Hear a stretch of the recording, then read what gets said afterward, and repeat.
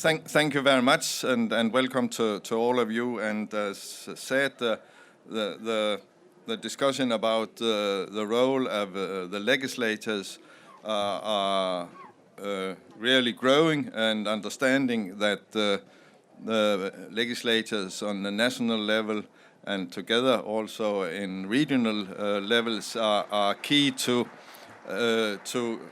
control what's being said the countries will do for the next years, but also to be the key players in formulating the next steps.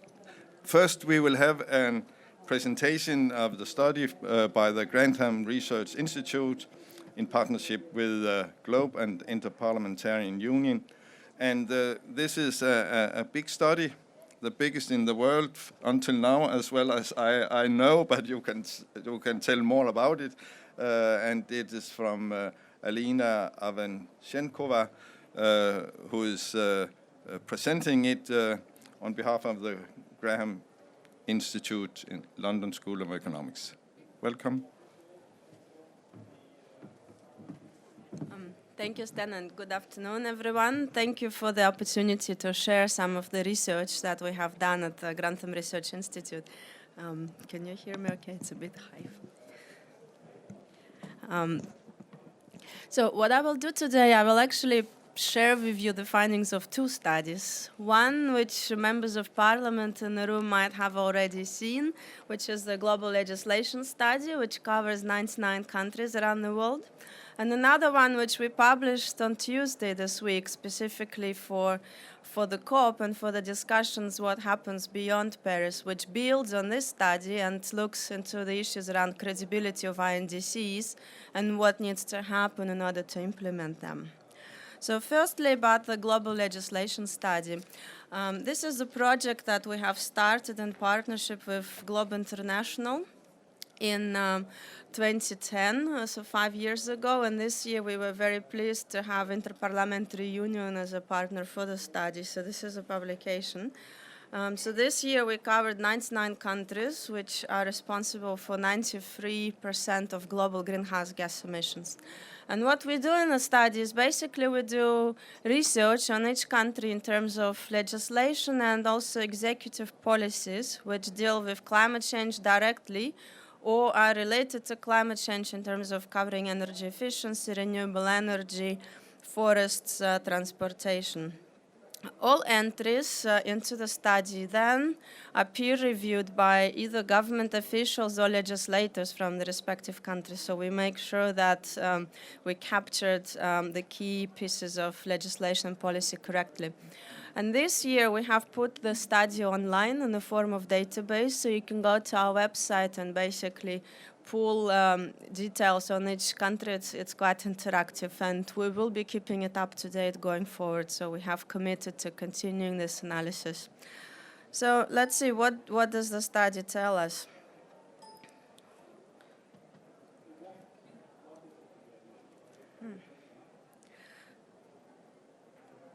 Sorry, something, yeah. So the first finding is that we have seen unprecedented growth in legislative activity, and climate laws basically doubled every 4 or 5 years globally. So you can see this graph, which basically shows that we started with 54 laws on climate change and related areas in the time that Kyoto Protocol was negotiated, and just before Paris we were at 800 laws globally. And you can see also the split. The green bar is non-Annex 1 or developing countries. So developing countries have been legislating a lot on climate in the recent years. So just to give you an idea of geographical spread, so this is 1997 from about 50 laws, and mostly legislative activity rather than executive.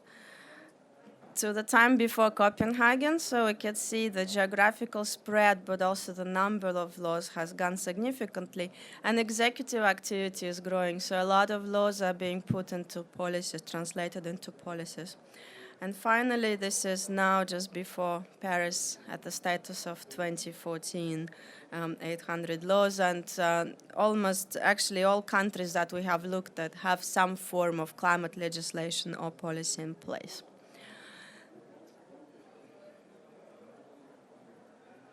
Some examples here of climate change legislation in various countries. So one example is, of course, UK Climate Change Act of 2008, which is often used as an example of legislation that also provides safeguards against political change, because it is backed up by a climate change committee, an independent advisory body. And with the changing government, it's not possible to just repeal this legislation without consulting with the Climate Change Committee and considering scientific evidence, economic evidence, and political evidence. You also have examples from other countries here: German Renewable Energy Act, Switzerland CO2 Act, of course China's 12 five-year plan, and also similar laws in Mexico, South Korea, and South Africa. So just a little bit more detail on UK Climate Change Act. It established both a long-term goal to 2050, and then it also reduction of 80% below 1990. And then it split it into binding 5-year carbon budgets, which are legislated as well. At the moment, the discussions around 5th carbon budget are undergoing. Now, what else can we see from the study that we have done in terms of topics that governments and legislators are looking at as they put policies and laws in place? So what we can see is 3/4 of all of the countries that we have considered have what we call framework legislation, which is a flagship law or policy which sets up overall vision for the country in terms of where is it going on its climate policy and objectives. A few countries have both adaptation and mitigation, almost 60%. Others only mitigation, and a few only adaptation, about 6%, mostly developing countries. Now, what we also found is that 75% of the countries that we have looked at already have economy-wide emission reduction targets in place. Of course, the level of these targets differ from country to country, but 41 have targets in place as of this year up to 2020. And some, 27, had targets going beyond. Of course, now after Paris, countries will have to look and see how they then legislate, either making changes to the current legislation or introduce new laws and policies to reflect targets for 2030, which they have put forward in their INDCs. In addition to just overall emission targets, many countries have specific targets for renewable energy and energy efficiency. So this graph gives you an idea of the areas in which countries are legislating apart from just directly controlling emissions.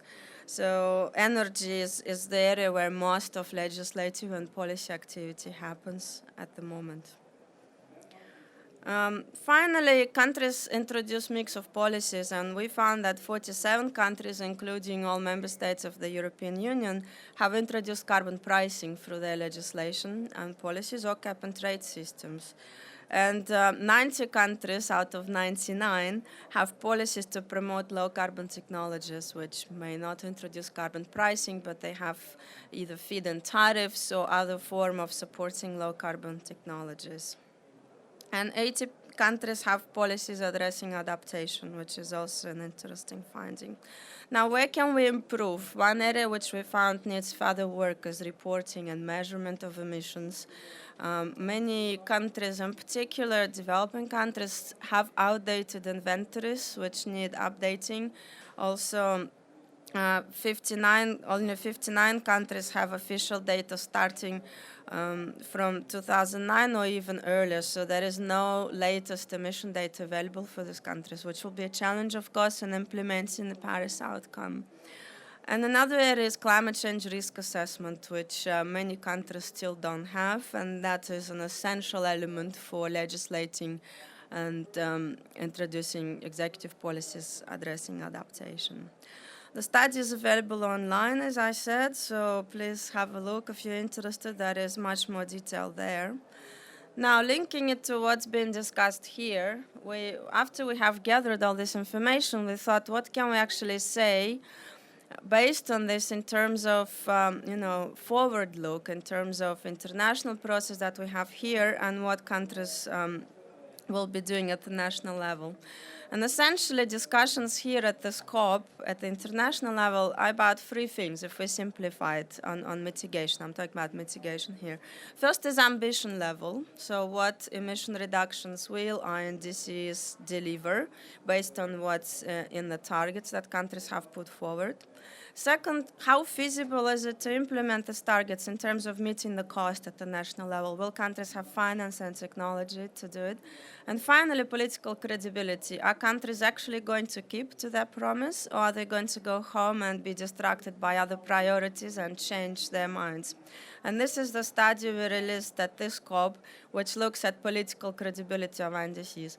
Why political credibility is important? Firstly, for investors, private sector, and also financial institutions that support developing countries will not invest unless they think the policy or the pledge is credible.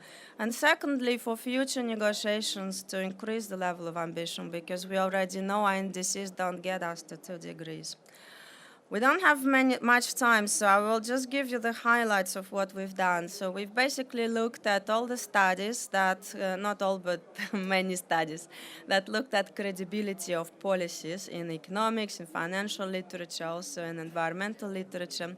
And we have come out with a framework which basically lists determinants of credibility, some of which are rules and procedures, which includes legislation, but also policy bases and decision-making processes which support it, and including how easy it is to repeal legislation when new party comes into power. Players and organizations, public bodies, as well as private lobby to support climate change, but also high carbon lobby. Norms and public opinion, both in terms of international engagement, how important it is for countries to engage internationally, and is there support for climate change. And finally, past performance as a reflection of trust as well among countries' partners. If the country has not met its obligations in the future or withdrew from the international agreement after signing it, that affects the credibility.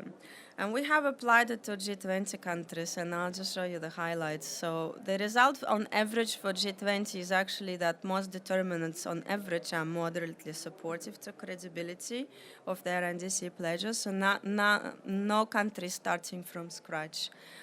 However, there are differences among developed and developing countries. In particular, developing countries score weaker on processes which support implementation of INDCs, current processes in place, as well as on public opinion and balance between supportive public bodies and private bodies. And I can talk more about that in the discussion. We have also done this analysis for individual G20 countries, but I don't have time to go into that. And I will finish with this, the Barometer of Credibility, which is looking at the emission reductions below business as usual, which are associated with the INDCs put forward in Paris, and rating them by the elements of credibility that I have briefly outlined. What we can see here, and that's particularly important for this audience, the strongest element that currently is in place are rules and procedures, which is legislation, policies that back it up. That is the element on which countries have advanced the most so far. However, more work needs to be done still in many countries to strengthen framework legislation and to also translate it into concrete policies. And we are weaker on players and public opinion still, so still more work can be done there. So the messages that I want to leave for the discussion, I think important point for this process is that success is not of international efforts is not really determined by the INDC and the number of emission reductions that's put into it. Success is really determined also by the perception of credibility and the trust by investors, negotiating partners to what countries are putting in place, and how country will be able to translate that INDC into their legislation and policies. Credibility is driven by multiple factors, so it's not possible to construct one single index. That's why we are showing 4 different elements. And an important element as well, which we haven't estimated because it's very dynamic, is political consensus at the national level. How do major parties come out on climate change? Are they aligned, or is there contestation going on? Personal leadership, for example, President Obama is a good example. He has gone against perhaps the lack of political consensus, so it can matter a lot in the implementation of commitments being done internationally. And finally, timing of upcoming elections. As I said, the initial application of this to G20 actually shows we are not starting from zero. We're starting in quite good place, I'd say mid-level through, because G20 on average is moderately supported in terms of credibility. But this analysis allows countries to see where they can strengthen at the national level as they start implementing. And finally, transparency and better communication about national developments, about legislation, the types of things that you are working with every day into this international process serves a great deal in terms of helping countries build trust in the international negotiations, to be able to go for high level of ambition, but also to attract finance to the indices. So legislators, in my view, are really key to strengthening credibility of commitments that countries are putting forward internationally. Thank you so much.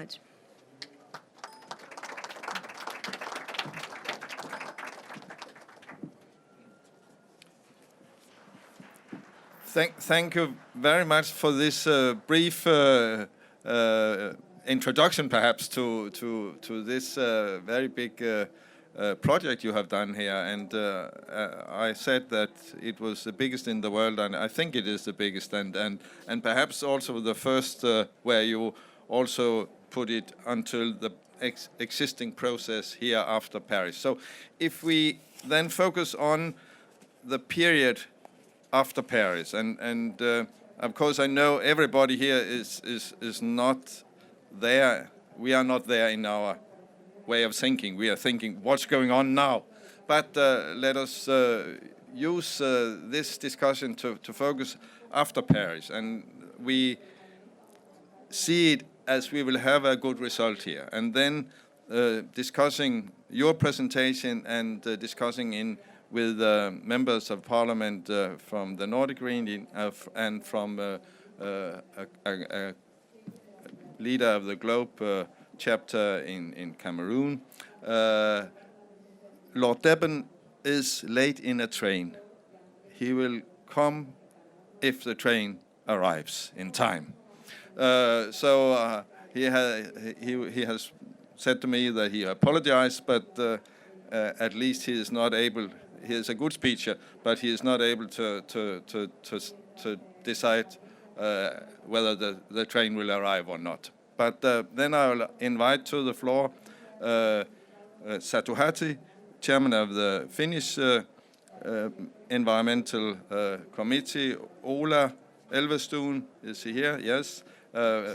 Chair of the Norwegian Environmental Committee, and Martin Oyono from Cameroon, president for the GLOBE chapter in the Cameroon Parliament.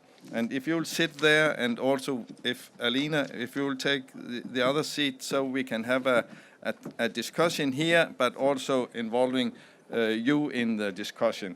So the first I will give the floor, and Ola, if you will give your colleague from Cameroon the mics, then he will be the first to give his comment and tell, of course, how the challenges, how the situation is a country like Cameroon, and where you see, if you see, some possibilities about cooperation between parliamentarians from the Nordic area and parliamentarians in your country, and perhaps you also can say a few words about other countries in Africa.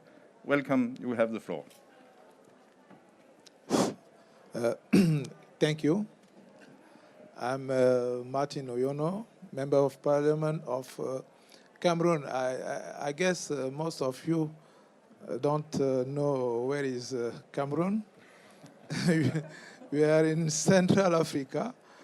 I'm very sorry. I told my friend that I thought that in Paris we are going to have a traduction in French and in English, because in my country we have been colonized by United Kingdom and France. So I'm from the French part of the country. So I have to make many effort to speak in English. The English I learned in the university. So I will ask you to apologize if my English is not very performant for you.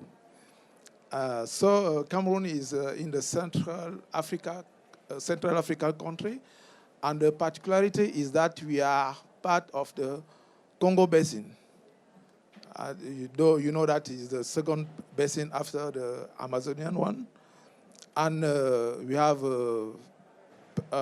about 100 million hectares of forest, with Gabon, with Democratic Republic of Congo, which is the most largest, with Equatorial Guinea, with Congo, and Central Africa. So when I'm in Paris, I want to make a comment of the last GLOBE summit in Lima, and to congratulate the government of France, because you know we were in Lima at the end of the summit.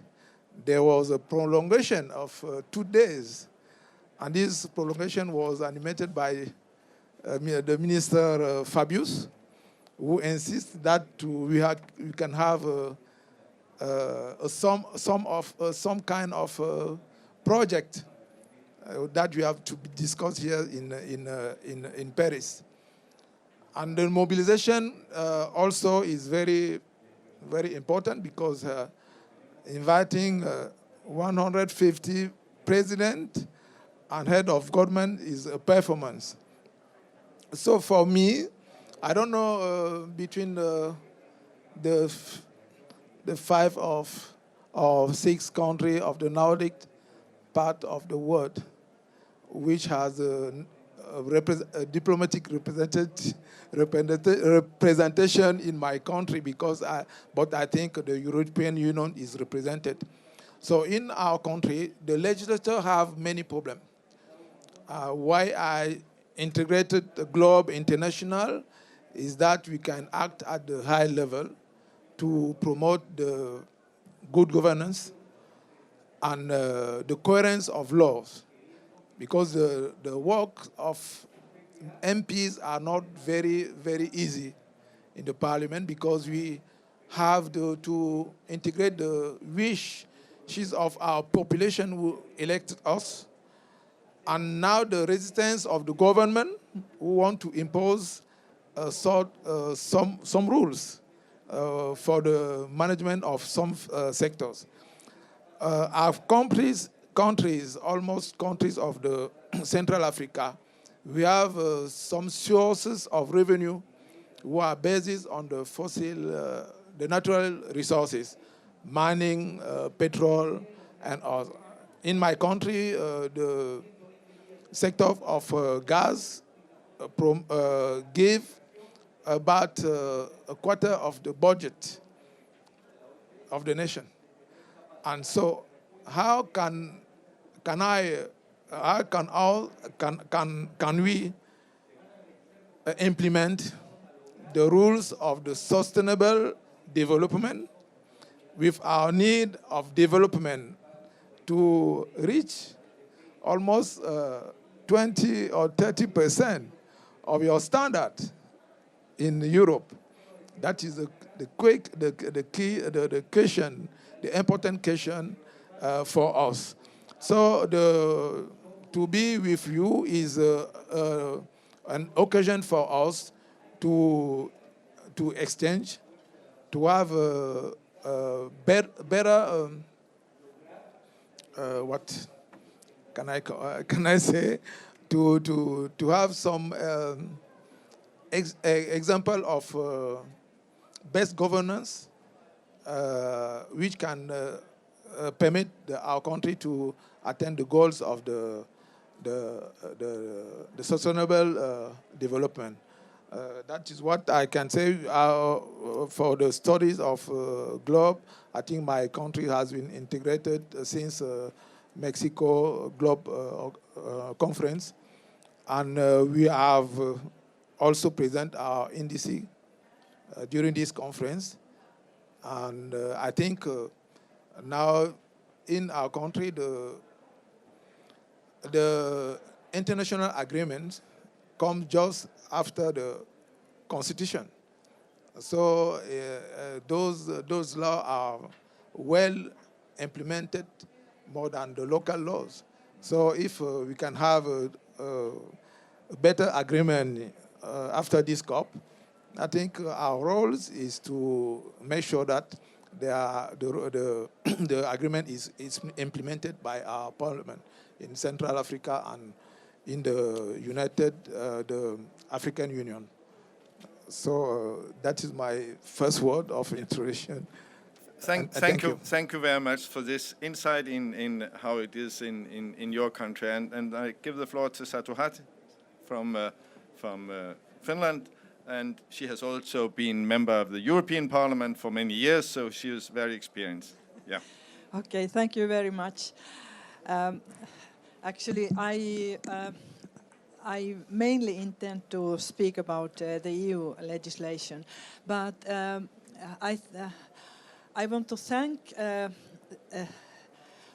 for the study on global climate legislation. I think it's very encouraging to see the growth of climate-related laws all over the world, both in the developing and developed part of the world.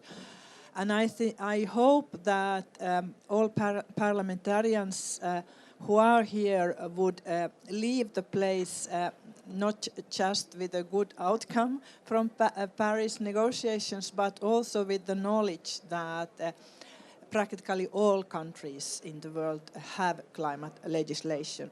Because I think too often in the climate debate, people say that, well, we are the only ones who do something. Why should we do something when nobody else does anything? But concerning the climate legislation, I would like to speak first about the process in making them and about the impact. Nationally in Finland, I think the most important climate law is the climate framework law, which says that by 2050 we should reduce our emissions by 80% compared to 1990 levels, which is basically a guideline for planning. But in European Union we have really a lot of climate-related laws, like emission trading for greenhouse gases, and that started 2005. And the rules were tightened and this became operational 2013. Then we have the legislation setting targets for member countries in increasing renewable energy. We have energy efficiency legislation, including the so-called Eco-Design Directive, which gives the mandate for the Commission and member country expert level to give the detailed limits for energy consumption of certain energy-consuming devices, like, for example, computers. It was not many years ago when a computer in standby could consume 20 watts or even more. But then the EU legislation said that set a timeline after which in standby a computer can or any electronic device with a screen is allowed or to consume maximally 2 watts, and a gadget without a screen 1 watt. And of course, this is about not about the gadgets that you have already bought before, but about the gadgets that are legal to be sold. And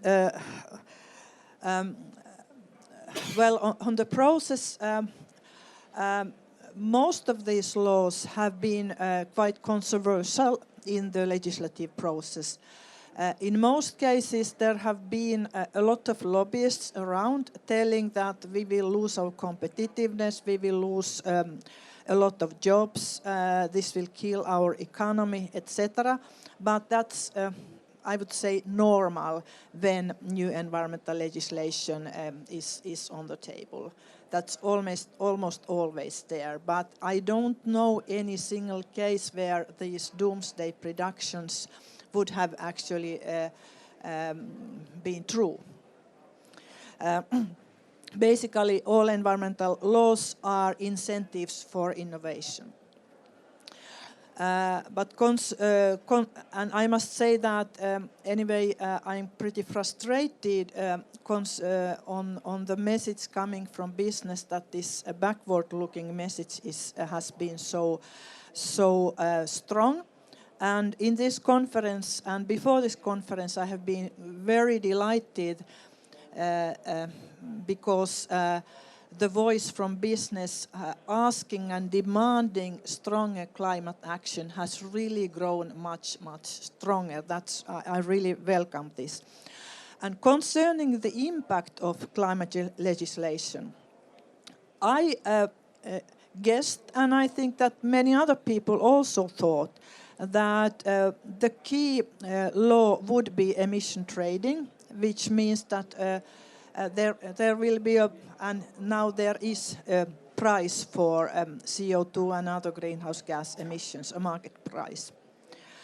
But unfortunately, there have been too many loopholes in the law, and the cap is not tight enough, and that has produced a pretty weak price. So in real life, the legislation, including also national laws encouraging the use and incentivizing the use of renewable energy, have done much more in order to reduce emissions. And also the energy efficiency legislation giving limits for energy consumption of all kinds of devices, which is something that a normal citizen doesn't notice when the gadgets, electronic gadgets or a fridge or a washing machine, if it's more energy efficient than before, but it is. And that has an impact. And so in EU, at the moment, we have already met the climate target for 2020. It's well possible that the minus 20% climate target, and it's quite possible that we are in minus 30 by 2020. But the emission trading legislation is based on this official target, and therefore the cap is too weak, and therefore the price of emissions is not enough to really guide the decisions in business. And I think that one of the very unhappy results of the too low CO2 price has been, for example, the fact that in many countries, including Germany, for some years it has been more profitable to burn coal than gas, which is for emissions it's exactly the wrong way. So well, I would have guessed 10 years ago that emission trading is the best instrument, but until now, the energy efficiency legislation and renewable energy legislation have been more effective in really reducing emissions. Thank you very much. And if you give the mic to Ola Elvestuen from Norway, I will say thank you very much for this reflections and about the experience in the European Union about not the amount of laws and regulation, but the quality and how it functions together with the economy. But you will have the floor, Ola, and perhaps you can tell our friend from Cameroon something about being dependent on oil and gas, a few things perhaps, and at the same time doing a lot on climate change. Yeah. Well, thank you. And I think the study is very interesting, and especially when you compare countries like this, of course, and it's important that parliamentarians, that we see these kind of studies, because what we have to do when we are after this COP is to learn from each other and learn not to have just good ideas, and also look at what really works. And that goes for all countries. And that is one of my points too, because when you look at this study and you look at Norway, and we get a good review because we have plenty of initiatives and there's plenty of laws. So the color of Norway is really dark when you compare, and it looks really good. But and we have also been innovative. As you say, it's a country where almost 30% of the economy is within the oil and gas business. And we have been innovative because it was the first country in the world that introduced a carbon tax back in 91, 92, I think.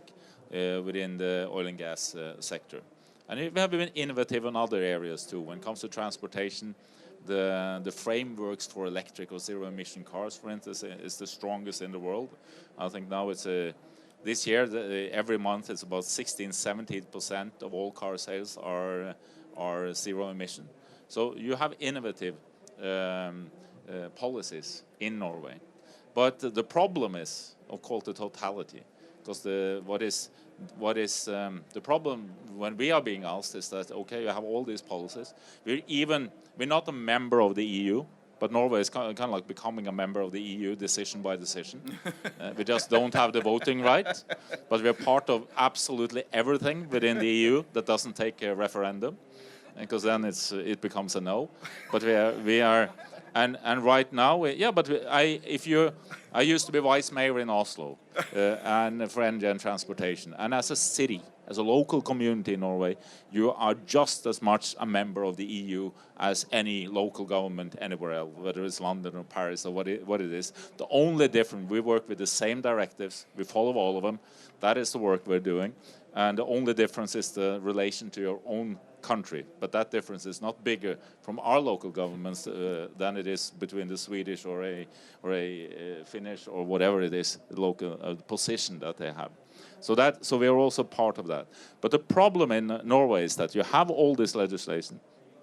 Some of it is innovative that others can learn from, but still, if you look at the emissions, they're not going down. And that is the question. That is the question that we have to answer. Why don't, in spite of this, why don't our emissions go down? And that is, I think, it's interesting to see why you need a more comprehensive climate law, because we only have a political settlement or agreement that has been 2 times in the Parliament. It was back in 2008, the first one. In 2012, the second one. That puts up a lot of policies of what we have to do. And we are following that. And it also has a target, a clear target. If you look through it is not that clear. Now it is becoming clear when you look through everything in 2020. But the problem is that the policies that we have agreed on, that we're following, does not lead us to the target. So we are way behind when it comes to actual reductions. So what we have to do now, we are working to again, decision by decision, become a member of the EU. So we want to be part of the EU framework with a 40% reduction in 2030, which for us also would mean a stronger commitment to actual results. And the second thing is that we also have a decision that we also will look into a climate law. Because that is, our problem is not that we have plenty of ideas. There's a lot of things being done. They are very good in themselves. We have a lot of the agencies that are working, have this separately on mitigation, but the totality is not good enough. So we need to have that decision, that with a clear goal, that all that the legislation and the policies then can derive from. And I think that is the challenge that all countries really have after this COP, is that to come from, you have to speed up the bottom-up process, then we can learn from each other. But to really achieve the goals, you need to also have that, you have to decide for yourself that clear goal and a top-down work within each country to make it happen, the goals that we set us.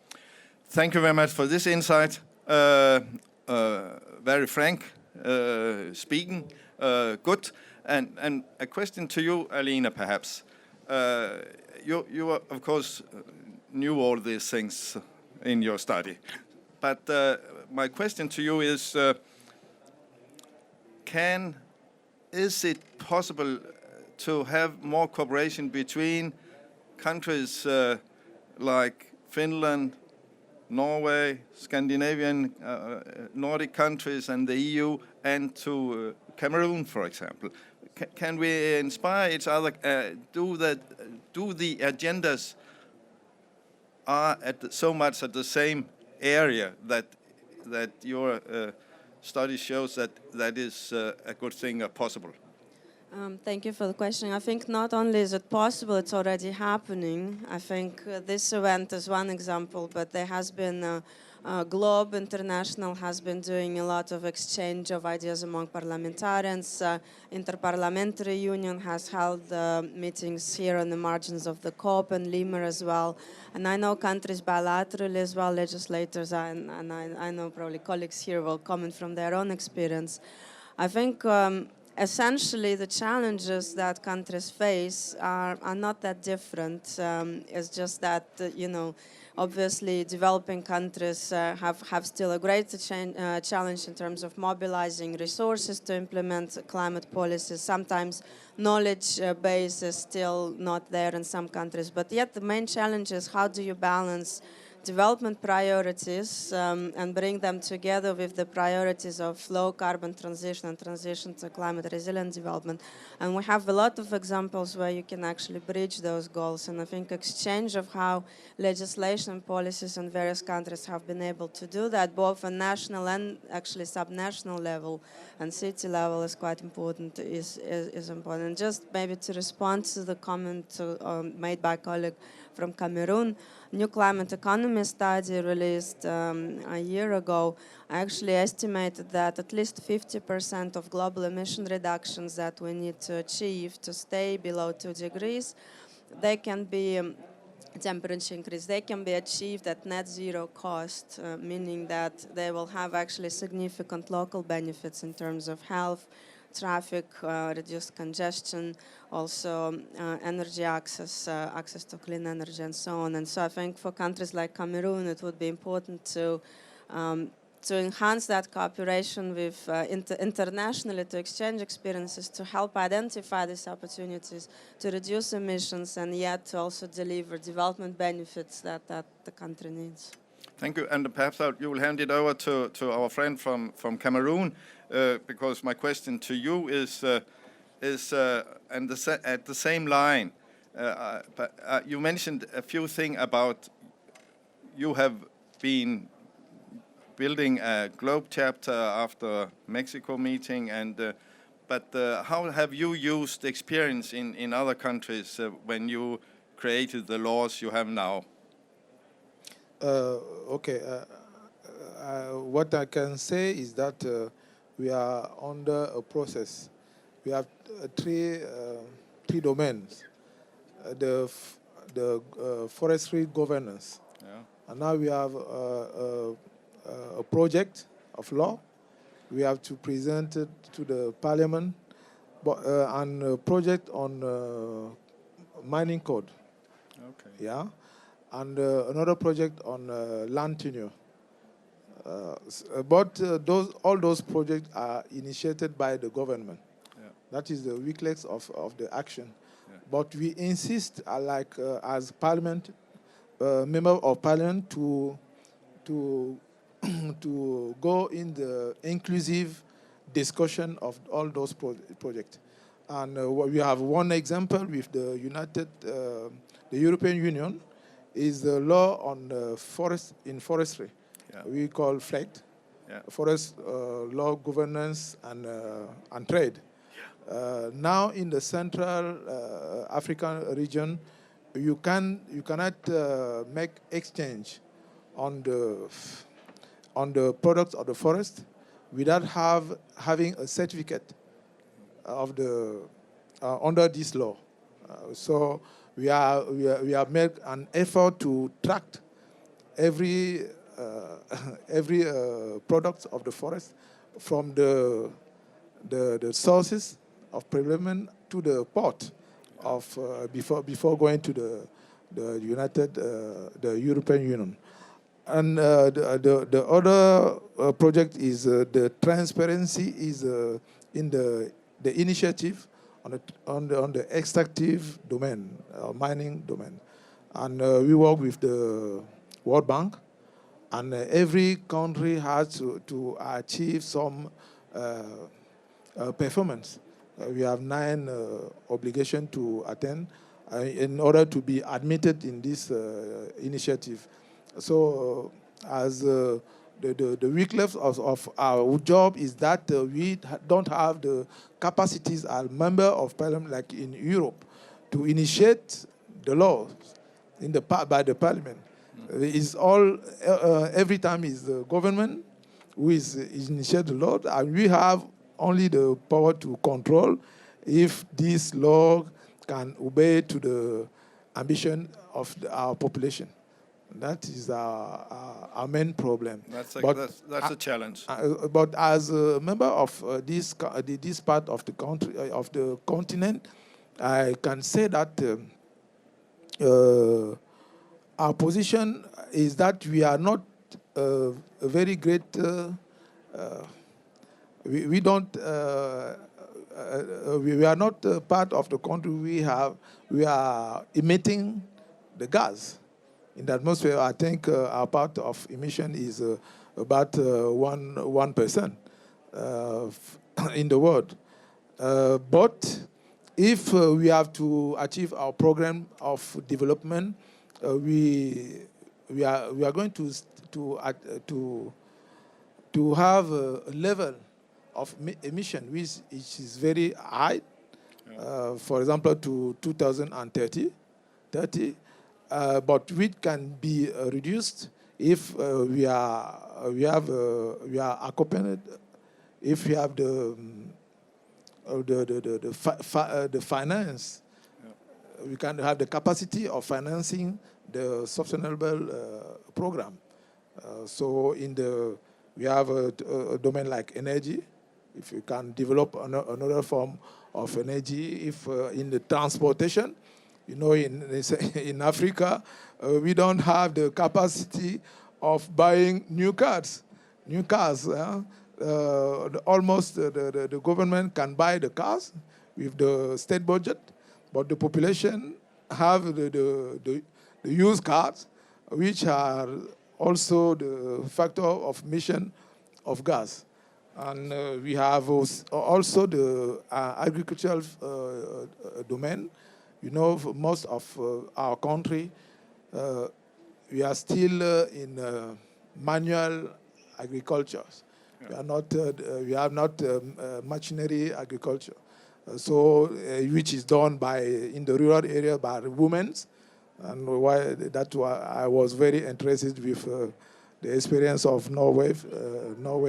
I take there about the gender, which in the rural area has to work with their hand to produce in agricultural domain, and this is very difficult. And now with the climate change is very visible, because they have a system of prevention of the occurrence of the season. They know that this period is dry season, now is rainy season, we can plant, but now all is I can say things are not working very well.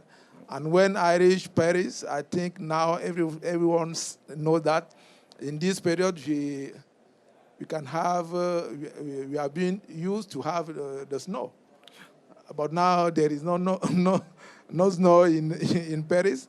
That means that the climate change is a reality, and that we have to be very serious.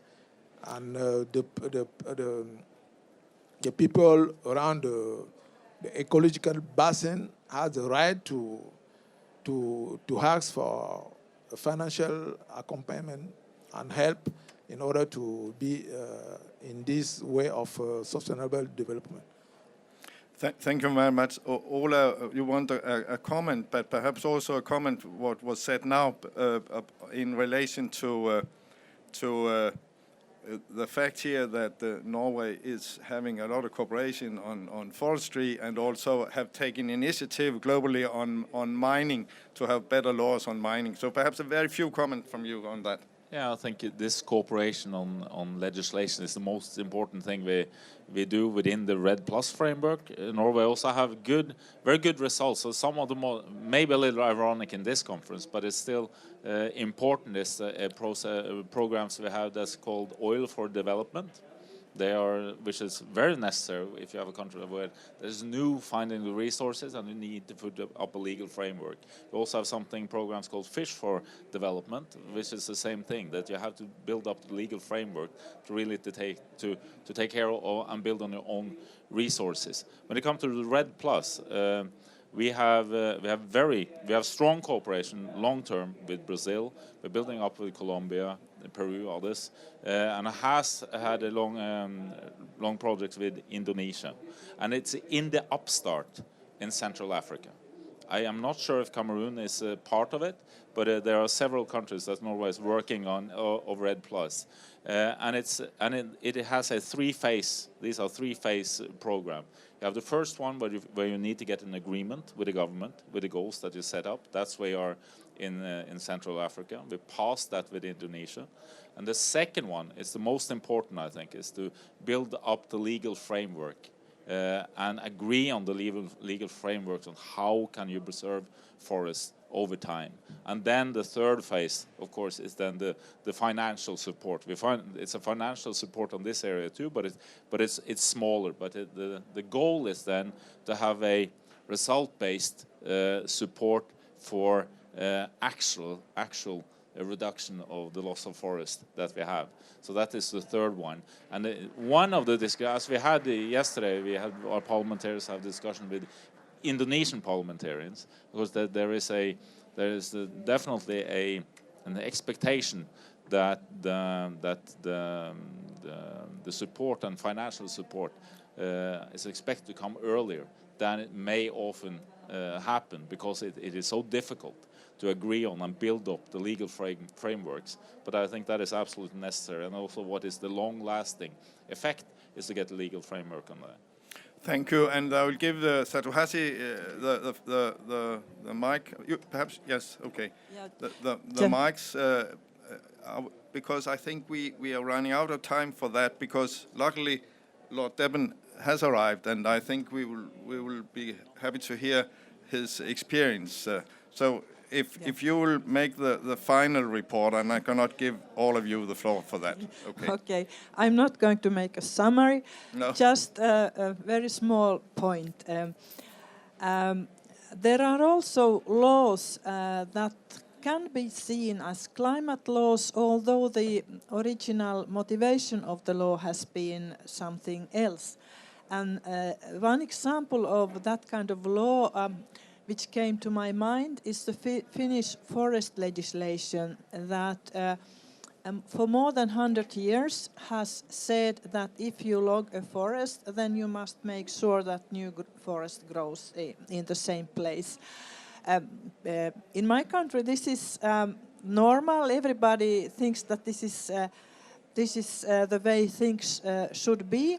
But when discussing with members of parliament from many other countries, I have realized that many other countries don't have that kind of legislation.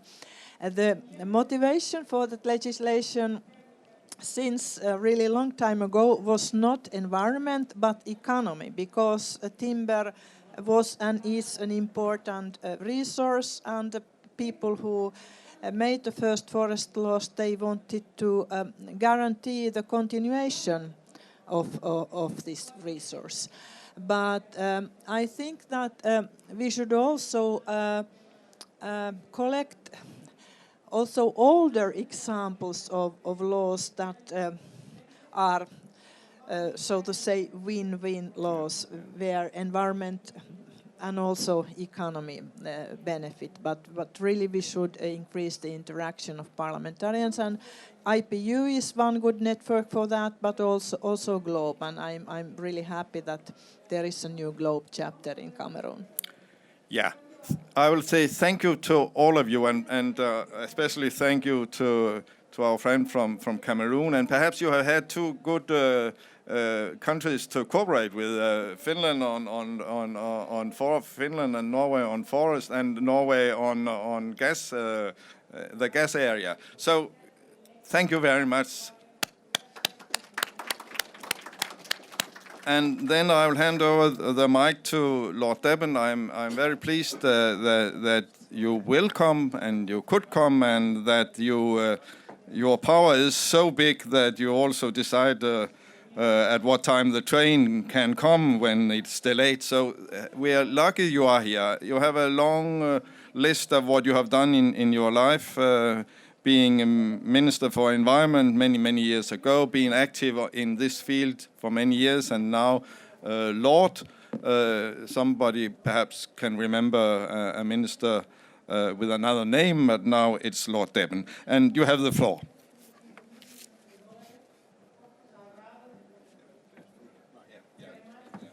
Well, thank you very much, and I'm very pleased to be here, because I didn't think I would be there as I sat in a tunnel in an unmoving train, but it's a great pleasure to be here. Let me say I'm so pleased to have heard so much of the discussion, because there is no doubt that there is a huge amount that can be learnt between countries as to how they have most been able to deal with climate change. And GLOBE is central to that way of exchanging information, particularly between countries who didn't think they had anything in common. If you look at the Mexican legislation, for example, it's very close to what the United Kingdom has done, and you wouldn't necessarily think that the United Kingdom and Mexico were, for our historic links are pretty slim. So all I have to say is that it is because we're facing the same problems. And I just want to identify some of those universal problems and perhaps point to some of the answers that we've been able to have to them. The first universal problem is that treasuries do not want us to do any of these things. This is universal and international. It doesn't matter which country you're in, it is always true. And it isn't because they are not green, it is because they are treasuries. And it is part of their belief that they must have absolute freedom of action, because that's the only way that they can save the economy. That's the first part of their belief. The second part of their belief is that no one else should be in any way independent in their interaction in the economy. And thirdly, nobody should ever hypothecate. Nobody should ever have a tax which doesn't go through the Treasury and is then handed out by the largesse of the Treasury. There must be no connection between taxation and particular desires or matters of importance. Now, these three things are nothing to do with being green or not green. They are to do with being treasuries. And I found it hugely valuable going round the world to encourage people who thought that their treasury was special, that their treasury was peculiar. Once they realize that all treasuries are like that, they can start the fight much more happily than they would otherwise be able to do. Now, at the centre of this, of course, is that the Treasury does not want to feel that there is a programme to which it has to provide answers. And so the second universal is that we need to have in every country a programme which cannot be changed merely because the government finds it inconvenient for this year. The problem always is that it is inconvenient for everybody to do this year what can be put off to next year. And therefore a system which ensures that you have to do this year what is necessary is crucial. As you know, in Britain we do that by having an independent climate change committee, of which I'm the chairman, and we lay down the budgets. We do 5-year budgets 12 years ahead. So we've now presented to Parliament the 5th carbon budget, which goes from 2028 to 2032. Great advantage of that is that members of Parliament find it a bit easier to vote on something which is far enough ahead for them not to be quite so worried about what will happen to their particular constituencies. That's an important part of it. But it's also true that it means that our system, if the government doesn't like the budget, then the government's got to produce an alternative budget which has the same end. And in fact, of course, it's quite hard. We've had 4 already, and 3 different sorts of governments have accepted them. The fact of the matter is that it's quite hard to deny a budget laid down by an independent body which consists of 8 or 9 of the finest scientists and economists in the world, chaired by a chairman who is an elected, chosen chairman, totally independently chosen. I'm chosen by the Minister for Climate Change and Energy, the First Minister of Scotland, the First Minister of Wales and the First Minister of Northern Ireland. So therefore I'm chosen by people of 4 different parties, a Liberal Democrat, a Scottish Nationalist, a Welsh Labour Party and Protestant Unionist in Northern Ireland. And as a Conservative Catholic, this was an achievement. So it does give me total independence, and they can't sack me for 5 years. That's the other thing, which is quite... So I'm the one non-scientist, so I'm supposed to be able to try to get them all together and produce a common answer.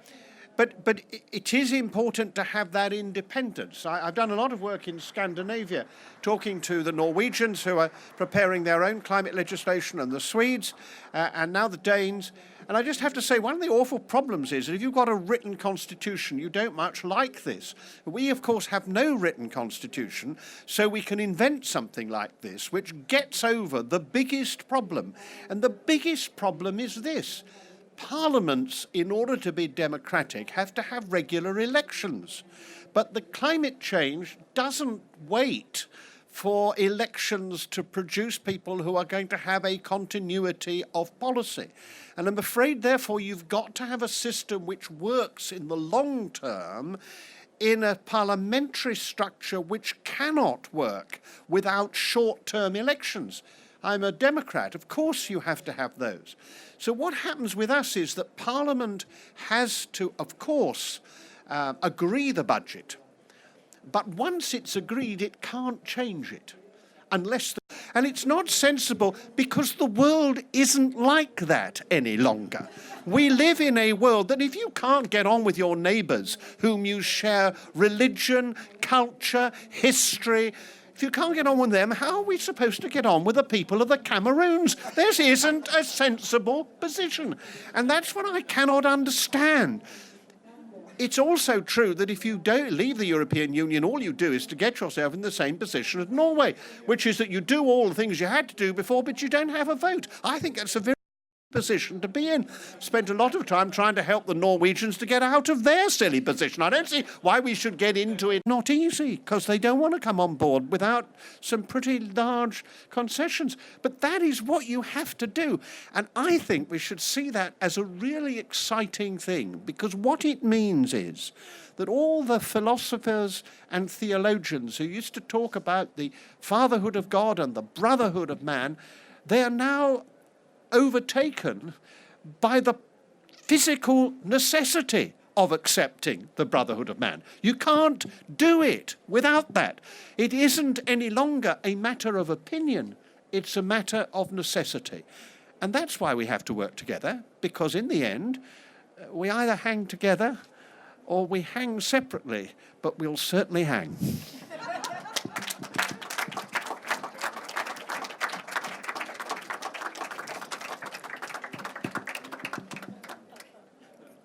Thank you very much. It's really been a pleasure listening to you. I'm afraid if we continue with a lot of questions, perhaps the spirit you left us in will disappear. And so what I have decided now is to say a few words to Lord Debon. I think it was the best speech in this conference. It was in the Nordic pavilion.